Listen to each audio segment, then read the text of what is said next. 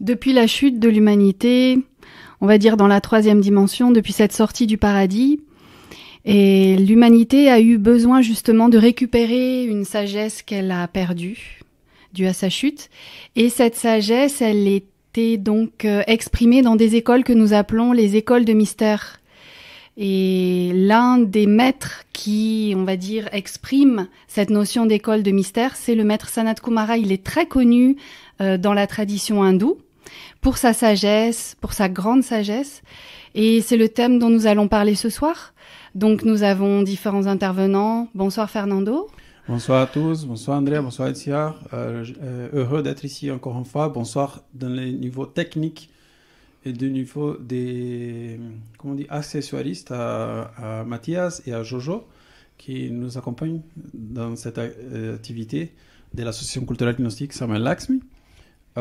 Oui, il y a beaucoup à parler, donc on commence, Etsiar.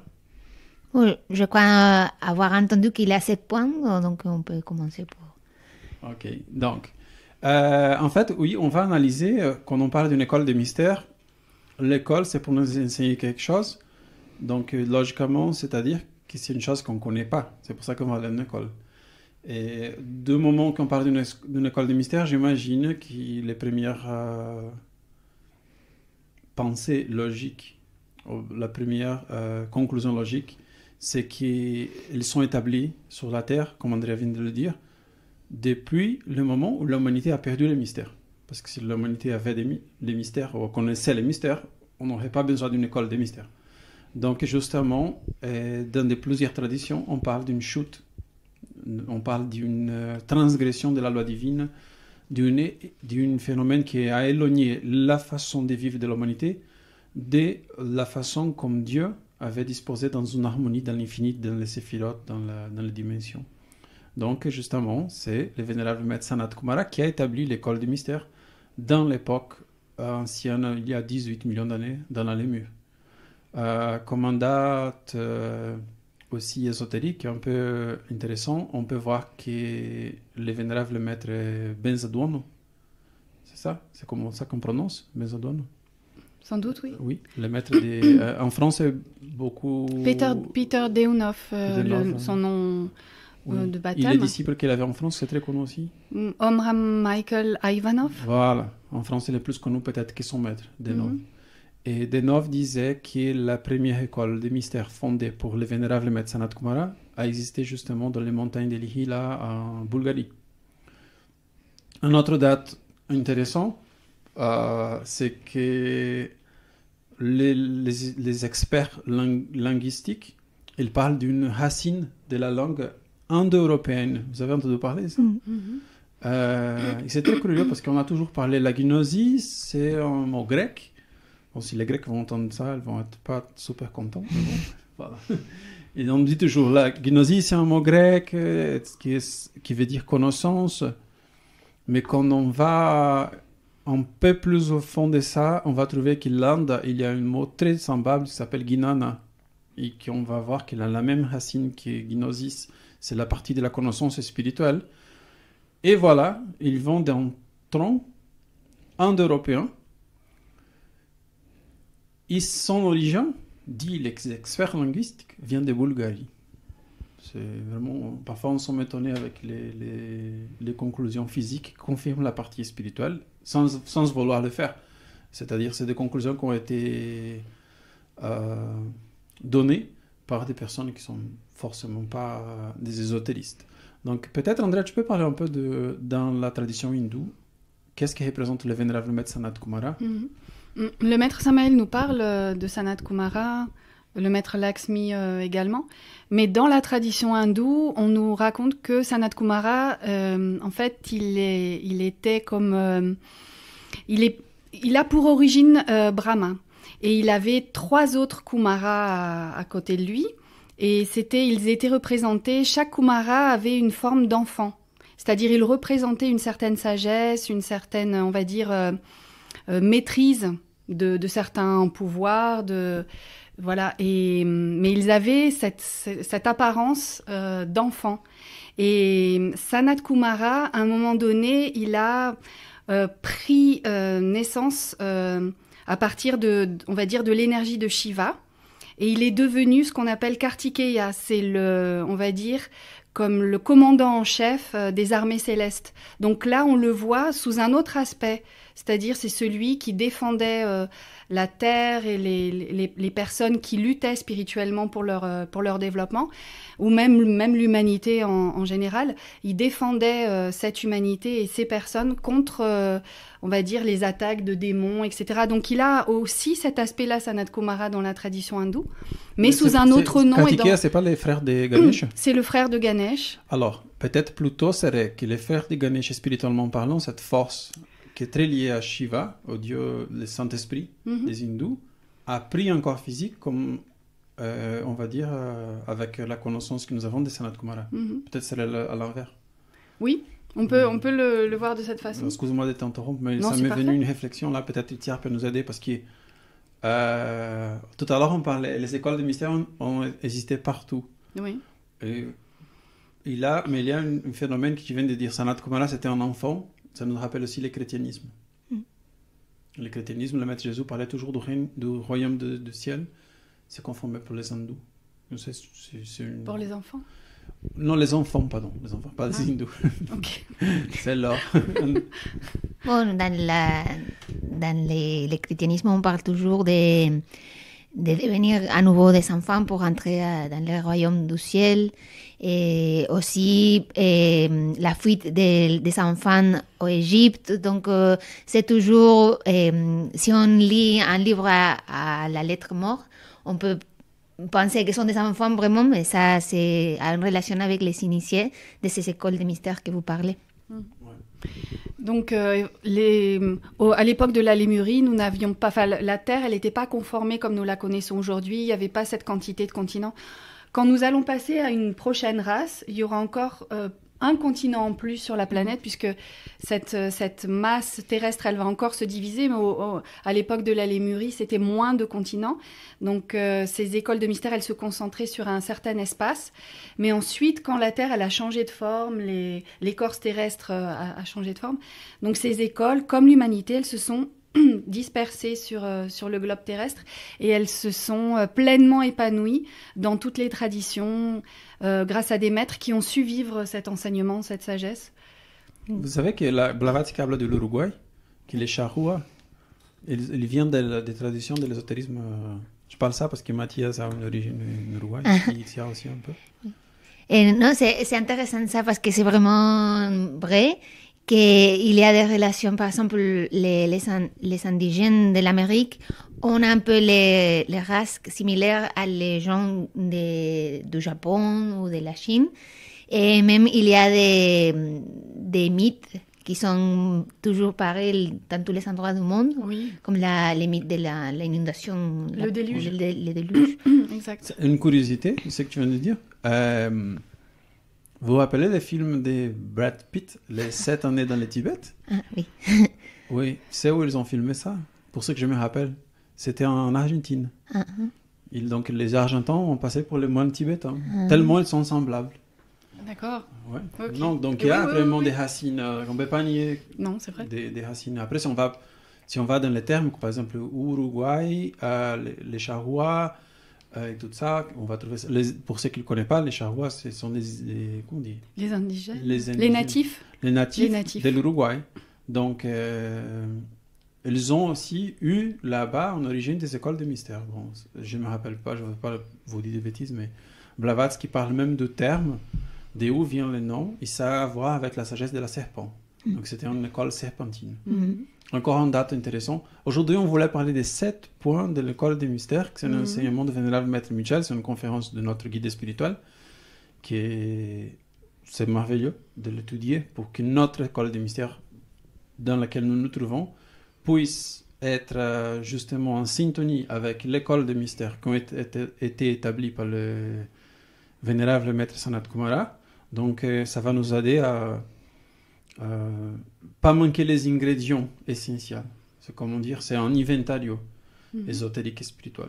Mais on va arriver à ça. Si on n'arrive pas aujourd'hui, on va le continuer la prochaine fois. Là, on va faire une deuxième partie. Mais quand on parle des Kumara, peut-être vous avez un souvenir la dernière convivence où le vénérable maître Lakshmi était présent, son dernière, on va dire, activité publique avec les étudiants gnostiques, il a parlé qu'à la fin de temps, on aurait l'aide des 7 Kumaras.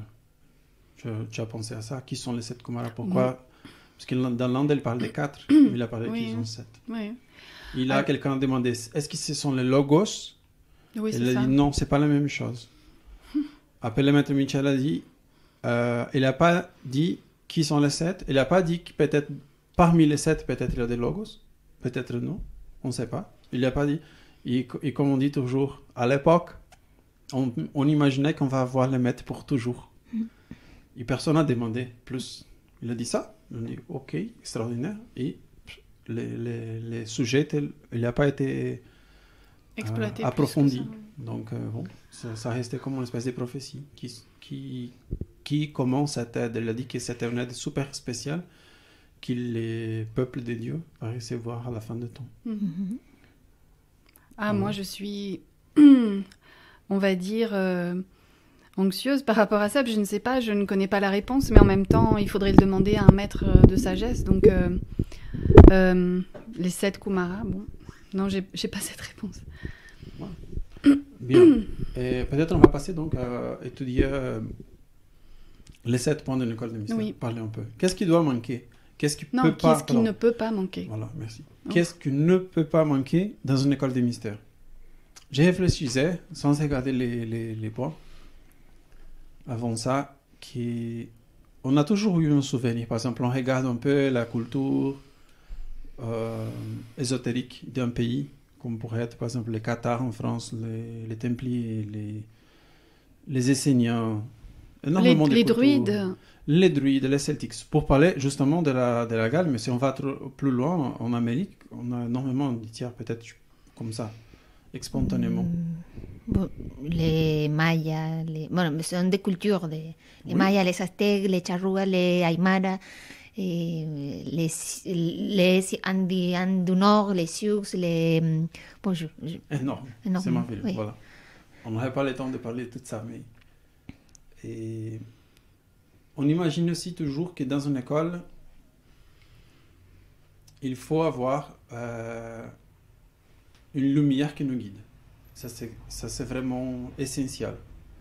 Parce qu'il y a même un mot biblique de Maître Jésus qui dit, si vous connaissez ça, en français, je ne sais pas, mais « l'aveugle qui guide des aveugles, ils tombent tous dans un précipice ». Je ne sais pas si c'est exactement ça, comme on dit en français. Ciego guia de ciego, caen todos en el abismo. Vous connaissez ce mot? C'est moi qui l'ai inventé. Wow. Non, ça c'est un proverbe. Je pense que c'était dans la Bible. Mais bon, on va voir. On va fact-check. Vous connaissez ça, Mathias? ¿Nunca escuchaste? Ciego guia de ciego, caerán todos en el abismo. Sí, sí, sí. ¿Has escuchado? Sí, sí. Ok. Donc, au moins, en Uruguay, on connaît cette proverbe. Jojo? D'accord. Ça, c'est pas grave. Mais c'est une chose tellement logique. On ne peut pas imaginer une école sans un professeur. Par exemple, vous allez apprendre la mathématique, il arrive tous les élèves. Et le professeur, il est en congé. Qui va enseigner la mathématique? Peut-être va voir un gamin, va dire non, 2 plus 3, c'est 8. Et pourquoi? Non, parce que je crois. Et là, le plus possible, c'est qu'ils vont apprendre quelque chose qui ne correspond pas à une chose logique, véritable. Donc, dans une école, il y a toujours un professeur. Et je ne connais pas dans l'histoire un exemple qui pourrait être une exception à ça. Et l'exemple qu'on parle toujours, il y a des gens qui disent « Pourquoi je dois appartenir à une école ?» Et voilà, tu ne dois pas. Ma réponse, normalement, ça va être « Tu ne dois pas ». Mais le Maître Jésus, qui était le Maître le plus exalté qui est venu sur la terre, est appartenu à plusieurs écoles. Pas une seule. Il a commencé avec les Esséniens, qu'on connaît. Après, il est parti en Égypte pour apprendre d'autres choses. La chimie sexuelle, et peut-être des mystères.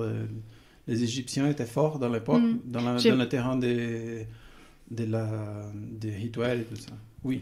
Mais dans la Bible, dans les évangiles, ils disent que même à 12 ans, il était capable de converser avec les rabbins parce qu'il connaissait déjà la Torah, il connaissait déjà même certainement le Zohar. Donc déjà à 12 ans, il était très, très illustré. Enfin, il connaissait, donc on dit les Esséniens, mais d'abord il connaissait la religion dans laquelle il était né. Voilà. En profondeur. Bon, on va dire toutes ces histoires d'âge et tout ça, c'est symbolique, mais il a commencé par ses racines dans l'existence qu'il a eue à ce moment-là. Exact. Oui. Mais bon, c'est pour dire que le maître Jésus a eu aussi une école. Oui, bien sûr, oui. Il a participé des depuis écoles. Depuis toujours, oui. Et si serait peu, il est parti après en Turquie, dans des pays plus à l'Orient, il a appris des hindous, il a appris des tibétains, il a retrouvé des enseignements là-bas pour avoir un message avec tous les éléments lesquels il considérait appropriés pour donner à l'humanité. Oui. Mais si on parle d'école de mystère, ça veut bien dire que c'est pas une école qu'on trouve au coin de la rue. C'est pas une école qui, on va dire, va forcément être... Pas à notre époque, parce qu'on a besoin de ces mystères, on a besoin qu'ils soient révélés, et là, les écoles de mystère, elles se laissent connaître. Mais pendant l'humanité, pendant très longtemps, dans l'humanité, ces écoles, elles étaient cachées, elles étaient... C'est pour ça qu'on les appelait aussi comme ça, les écoles de mystère, parce que tout ne pouvait pas être dévoilé à tout le monde. Donc, elles n'acceptaient pas. Donc, parfois même l'enseignement se trouvait dans un monastère. Gurdjieff raconte ça, comment il a été emmené à un moment donné dans un désert. Et il a eu la possibilité de rencontrer des personnes qui stockaient, pour ainsi dire, la sagesse millénaire de l'humanité, quelque part protégée. Et on lui a bandé les yeux, c'est-à-dire il ne pouvait pas connaître le chemin, pas repérer, ni rien du tout. Donc c'était enveloppé dans un espèce de voile... voilà, pour que les gens ne puissent pas déterminer ou savoir où se trouvait cet endroit. Oui, justement pour protéger de la profanation, de la destruction. Ouais. Ouais. Mais aujourd'hui, les écoles de mystère, elles se font connaître à l'humanité. C'est-à-dire maintenant, c'est pratiquement l'effet inverse. C'est les écoles de mystère qui se présentent et qui essayent d'attirer l'attention des personnes qui sont intéressées parce que elles ont besoin de recevoir maintenant cet enseignement pour pas sombrer dans ce qui se présente à l'humanité actuellement. Donc c'est comme un chemin un peu à l'inverse. Avant, la personne, elle devait batailler, elle devait arriver à un certain niveau où elle devait souffrir un peu pour savoir où se trouvait cet endroit, pour accéder à cette sagesse. Et aujourd'hui, c'est comme peut-être un remerciement ou une reconnaissance de toutes ces batailles qu'on a menées pour nous approcher de ces écoles. À la fin de cette race, elles se disent « Ok, maintenant on est là ». Oui, peut-être c'est qui va mettre les bandages sur les yeux maintenant pour que la personne ne puisse pas arriver au mystère. C'est la même société. Exactement. Elle s'est auto-bande les yeux. J'ai entendu parler d'un messier. C'est quelqu'un qui étudie un peu partout. Il met tout ça par Internet, toutes les connaissances qu'il arrive à découvrir du gouvernement occulte, des choses conspiratives et tout. Il parlait avec d'autres personnes qui font ça. Il a dit que ça, d'une façon, va toujours protéger. Oui. Aide-moi à le mettre en mots, mais on peut parler de ça, mais toujours dans un contexte ésotérique. Ah oui. De moment, si on veut, par exemple... Imaginons que vient quelqu'un ici aujourd'hui à la Gnosie, il dit « Écoute, j'aime bien la Gnosie, je vais vous aider. Je vais vous donner $1 million. Et là, on va au canal, je ne sais pas quel est le canal le plus regardé en France de télévision, le canal 3, le canal 1, et on va mettre un pub. Connaît la Gnosie à la force. Là, on va forcer les gens à connaître la Gnosie. Il y a une loi, je pense, qui protégerait que ça n'arrive pas. Si quelque chose passerait, il y aurait une réaction d'un pouvoir du monde contre ça.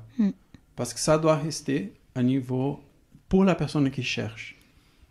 Il y a comme ça. Toujours été comme ça. Et aujourd'hui, c'est la même force de la distraction, du matérialisme, des questions mentales, même de l'intellect, de l'orgueil peut-être, de la paresse. Chaque personne va être différente, qui vont empêcher la personne justement à arriver jusqu'à au lieu qu'avant était caché dans un trou, dans le désert des, je sais pas, des Gobi. Et la personne devrait faire un grand voyage en risquant la vie. Aujourd'hui, ça va être des choses, je sais pas. Mais d'une façon, c'est aussi difficile. Les déserts de Gobi, Milan, auparavant, que maintenant, trouver une école de mystère. Et c'est que ce soit si difficile, ça permet à la personne qui vraiment apprécie quand il trouve la connaissance. Et qui dit, oh, voilà, j'ai trouvé un trésor maintenant. Je suis tout à fait d'accord.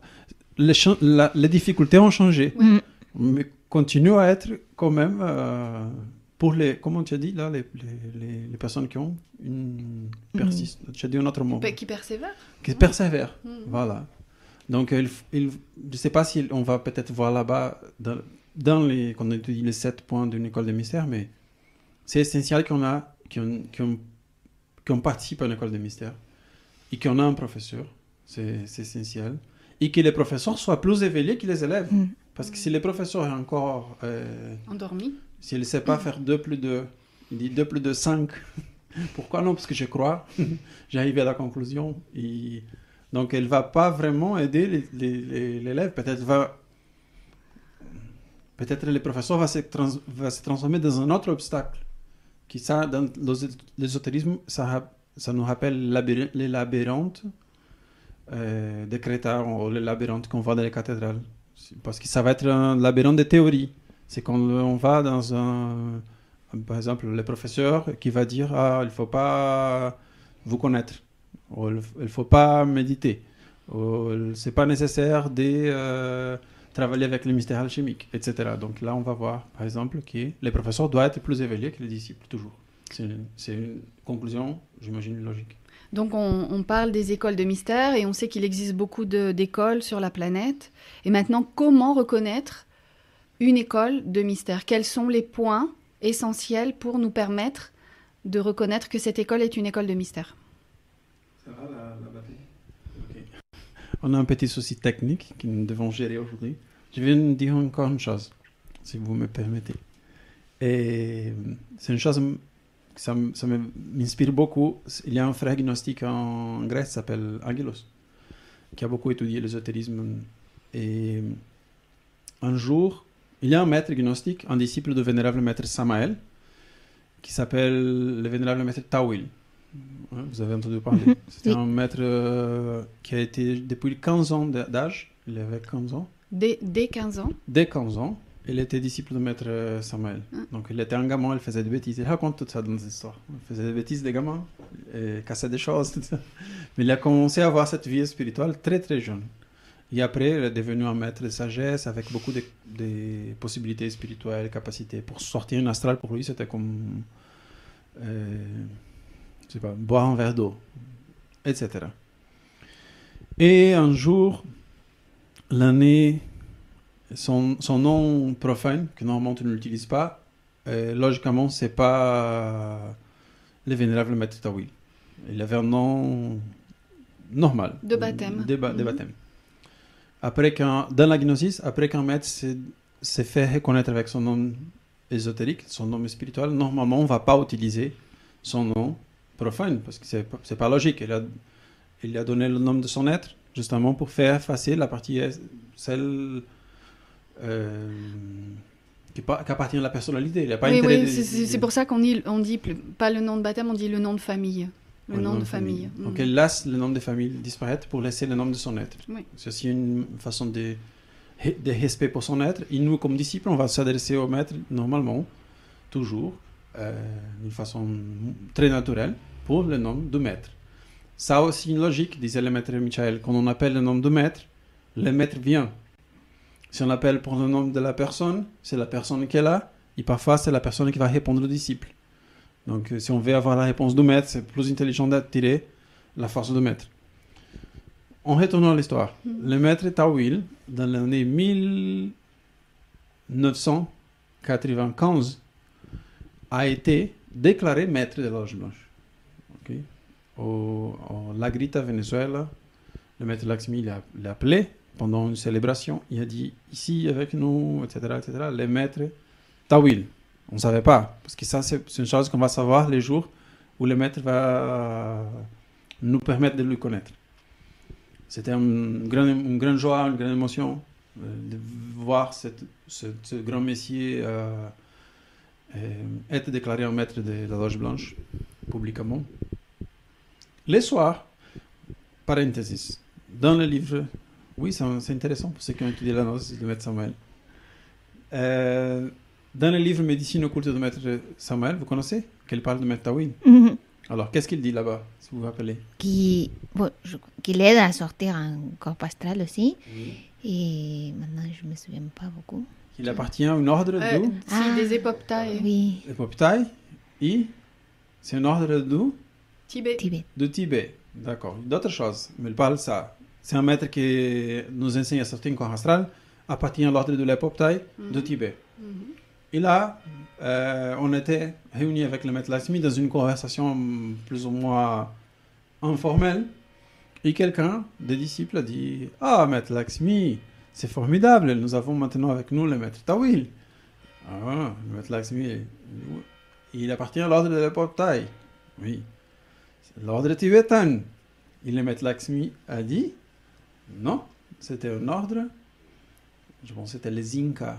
Comment on dit là, quand on parle des mamas? C'est un ordre des mystères de Latine-Amérique. Les Toltecs, je sais pas. Non, c'est un autre qu'elle parle toujours dans la médecine occulte, qu'elle parle Rayo Maya, du rayon de Maya. Des Mayas. Maya, en français on dit comme ça, que c'est une école ésotérique, une civilisation même. Oui, oui. Mexicaine, Guatemala, c'est la région. Et là, nous restons avec la tête comme. Okay. À mon époque, je vous dis, j'étais très très jeune. J'ai dit, le maître, peut-être il a confondu les mots. Je ne sais pas. J'ai resté avec cette idée, honnêtement parlant. Bon. Ça peut arriver. Passent les années, j'ai parlé avec Agelus. Okay. Il a dit, c'est très curieux ça, de l'Époptaille. Parce qu'en fait, en Grèce, on a connu aussi le nom Époptaille. Oui. Mais comment en Grèce maintenant? Premièrement, c'était le Tibet. Après les Mayas, maintenant c'est les Grecs. Il a dit, oui, quand on a connu une école des mystères qui s'appelle les mystères des Kabirs, justement. Vous savez que c'était une époque grecque très très ancienne où elle célébrait les mystères des Kabirs. On dit que le maître Jésus, c'est le grand Kabir. Et il disait, cette école se trouvait, son épicentrum, et une île qui s'appelle Samothracia. C'est une île grecque. Le maître Michel était là, avec les disciples pour un cours d'instructeur. Sur l'île de Samothracie, il y avait aussi une école de mystère. Oui. Oui. Enfin, c'est l'école de mystère qui parlait des mystères des Kabirs. C'était, on va dire, c'est comme on va dire Éleusis en Grèce. Il parlait d'autres choses. Les mystères de Déméter, le mystère de Perséphone, quand on va aux enfers, il vient. Hades qui la séquestre, tout ça. Donc,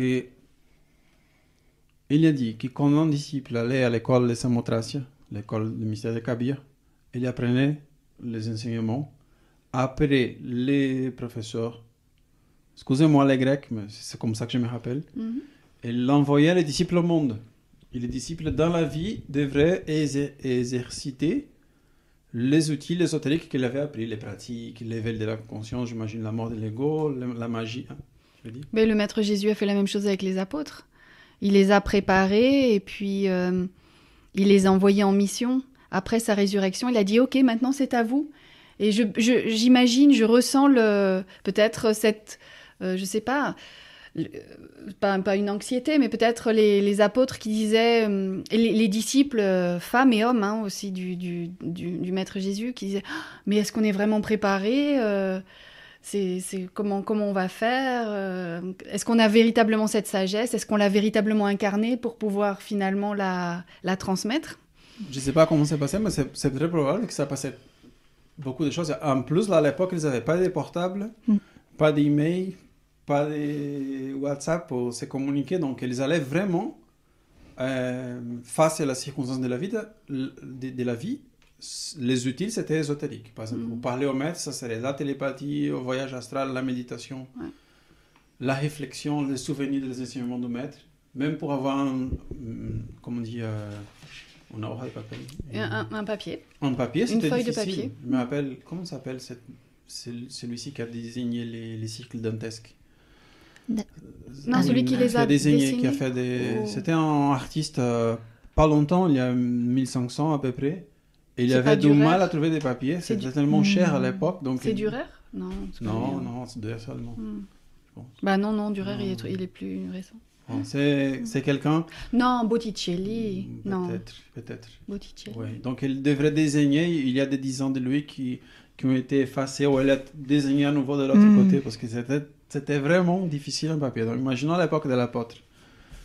Et aujourd'hui, je sais comment ça fonctionne. Si quelqu'un va à la vie, la mentalité, la difficulté d'aujourd'hui, c'est que la personne a des difficultés. On a beaucoup de communication, mais la difficulté va changer.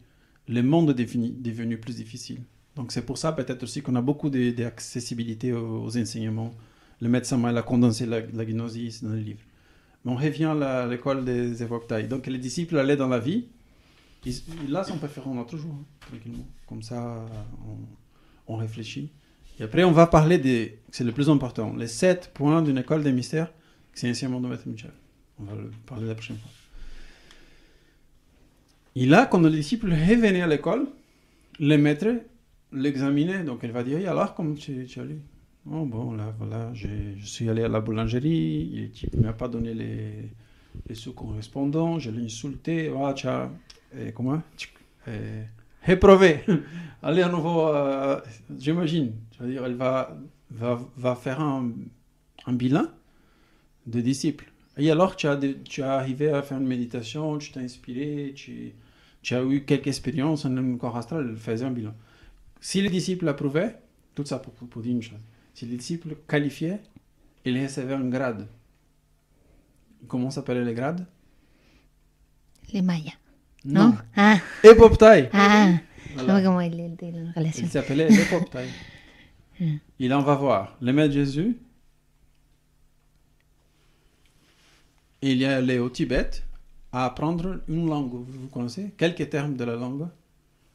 Maya. Ça, c'est l'enseignement de Maître Samael. Eli, là-bas, ça va. Je vais dire une chose et j'espère que soit le plus respectueux possible. Parce qu'on respecte beaucoup les maîtres Tawil. Mais quand je l'ai connu, il se reposait beaucoup, il prend des siestes. Et même quand on était en réunion, il faisait une sieste pendant que tous les autres ils parlaient. Et il y avait des gens qui s'identifiaient avec ça, mais maintenant qu'on sait ça, peut-être il était dans le monde interne, il sortait dans le monde astral, mais les personnes jugent d'une perspective sans savoir et sans connaître. Pour l'impur, tout est impur. Regarde une chose que tu viens de dire. Le maître Lakshmi, il a dit qu'il était dans une réunion avec le maître Samael, où il parlait des choses du groupe, de l'institution, et le maître Samael a endormi. En pleine réunion. Et il disait qu'il voyait que le maître Samael était comme qu'il faisait un effort d'être là, d'être intéressé pour les choses que les gens parlaient, mais c'était plus son truc, tu comprends? Il était tellement dans le monde spirituel que les choses, écoute, on a un problème parce que la clé de salon de la conférence, qui a la clé? Là, je ne sais pas de quoi il parlait, mais c'était des choses de la vie qui sont importantes. Et les maîtres voulaient aider, c'est pour ça qu'il faisait un effort. Et à un moment donné, il a resté. Tout d'un coup, les gens étaient comme étonnés. Les autres, là, c'était des instituteurs gnostiques d'autres parties du monde. Qu'est-ce qui lui arrive? Ils ont arrêté de parler. Et à un moment donné, le maître Samael revient. Il dit, j'étais dans le monde causal. Parce qu'il disait que son centre de gravitation ne correspondait plus à la partie physique. Pour lui être là, avec nous, pour parler des choses qui pour nous sont importantes, mais pour lui sont déjà très, très superficielles. C'était un grand effort. Donc, voilà, ça pourrait être bien ce qui se passe. Bien. Où est-ce qu'on était? Non, donc, tu le maître Jésus a pris Maya au Tibet. On parlait de la relation des écoles de mystères comme il existe dans le Tibet, dans tout le monde, qui a un lien, même l'Uruguay, même l'Inde, tout ça. Et là, c'est un autre témoignage de cette